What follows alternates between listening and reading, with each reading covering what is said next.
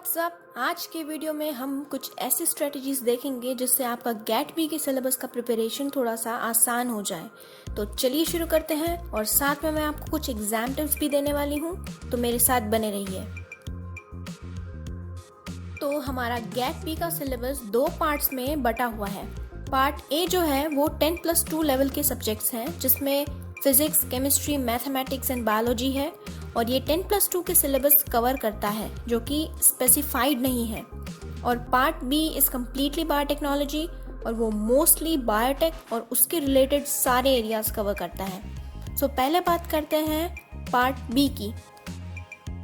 Part B हमें easy लगेगा क्योंकि बीएससी में हम उसके कांस्टेंट टच में रहे हैं।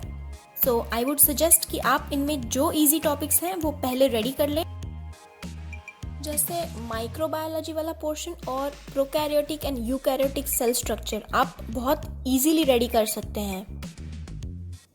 तो मेरी फर्स्ट एग्जाम टिप ये है कि आप या तो कोई भी दो छोटे टॉपिक साथ में लें या तो आप एक छोटे टॉपिक के साथ एक बड़ा टॉपिक लें। जैसे आप सेल स्ट्रक्चर वाले पोर्शन के साथ बायोमोलिक्यूल्स वाला पोर्शन ले सकते हैं क्योंकि वो दोनों सेल और मॉलिक्यूलर बायोलॉजी से हैं और आपको इनको समझने के लिए दोनों को कोरिलेट भी करना पड़ेगा। अब जो ये नेक्स्ट टॉपिक है वो पूरा जेनेटिक्स है और ये भी उतना डिफिकल्ट नहीं है, आराम से हो जाएगा।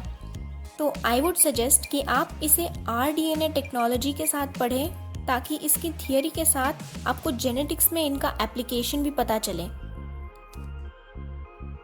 मेरी नेक्स्ट टिप ये है कि अगर आप कोई थियरी बेस्ड टॉपिक पढ़ रहे हो और उसके साथ एप्लीकेशन बेस्ड टॉपिक है तो आप दोनों को साथ में ही कर लें ताकि फिर रिवाइज ना करना पड़े। सब साथ में ही होगा तो क्लियरली माइंड में बैठ जाएगा। ओके, अब इस टॉपिक में सारी इंस्ट्रूमेंटल टेक्निक्स हैं और इनकी आपको सिर्फ दो चीज़ें याद रखनी है, प्रिंसिपल और एप्लीकेशन, क्योंकि इन्हीं दो जगह से ऐसे टॉपिक्स में क्वेश्चंस बनकर पूछे जाते हैं। अब अगर बात करें इम्यूनोलॉजी की तो ये पूरा टॉपिक थोड़ा लेंथी भी है और जिनको इंटरेस्ट कम हो उनके लिए टफ भी है, पर इस टॉपिक में कहीं से भी क्वेश्चंस आ सकते हैं। थियोरेटिकल क्वेश्चंस भी पूछे जा सकते हैं और एप्लीकेशन बेस्ड जैसे पॉलीक्लोनल एंड मोनोक्लोनल एंटीबॉडी से भी आ सकते हैं। तो आपको ऑलमोस्ट सारे टॉपिक करने पड़ेंगे और थोड़ा पहले से पढ़ना शुरू करना होगा इम्यूनोलॉजी को।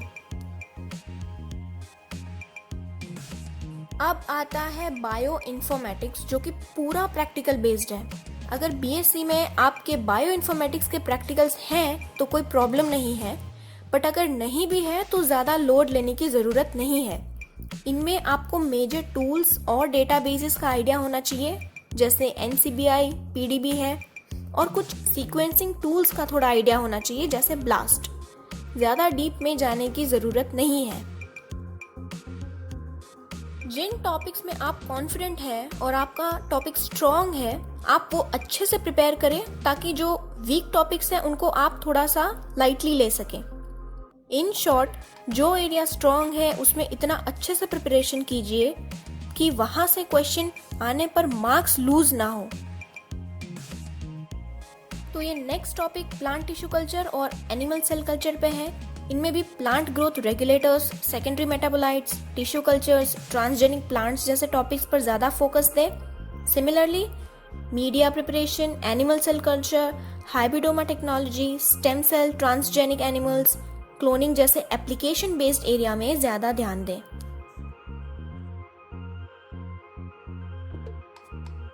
अब नेक्स्ट टॉपिक पूरा ही इंडस्ट्रियल बायोटेक्नोलॉजी है। दिखने में थोड़ा सा वास्ट है पर आप एक बार करना स्टार्ट करो तो बहुत इजी लगेगा क्योंकि ये सारे कॉलेज कोर्स में भी आते हैं। इनमें भी ऊपर का थियोरेटिकल पोर्शन है और नीचे वाला प्रैक्टिकल बेस्ड है, तो साथ में ही अच्छे से प्रिपरेशन हो जाएगी।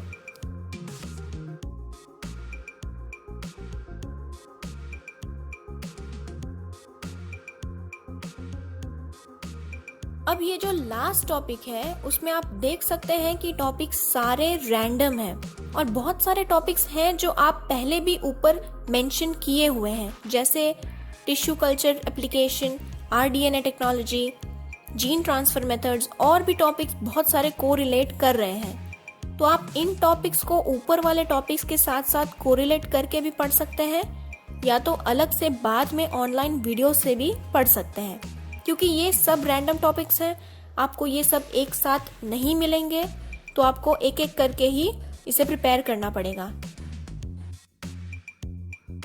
ये टिप कम सजेशन ज़्यादा रहेगा कि आप पार्ट बी को पहले अटेम्प्ट करें, क्योंकि कंपैरेटिवली ज़्यादा इजी रहेगा और आप बैचलर्स में कॉन्स्टेंटली इनसे टच में रहे हो तो आपको एक एडवांटेज भी रहता है और आप बेटर परफॉर्म कर पाएंगे।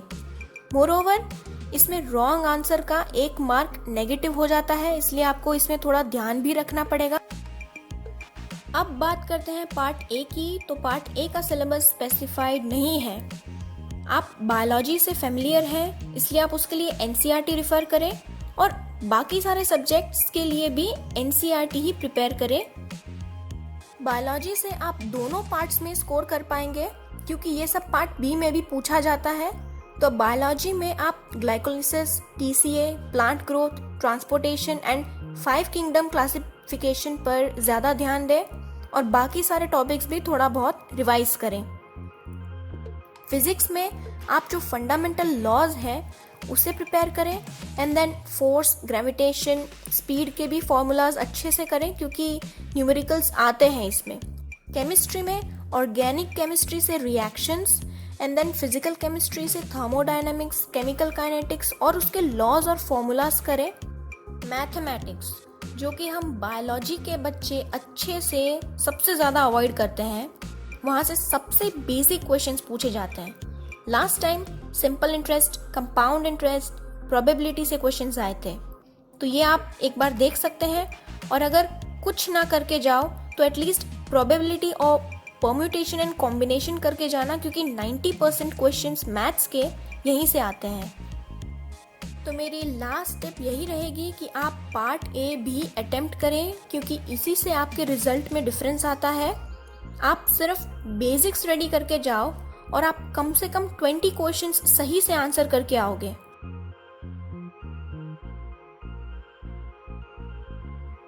सो गाइज, यही है कुछ स्ट्रैटेजीज और एग्जाम टिप्स आपके सिलेबस प्रिपरेशन के लिए। जल्दी मिलते हैं नए वीडियो के साथ। Happy studying, stay tuned.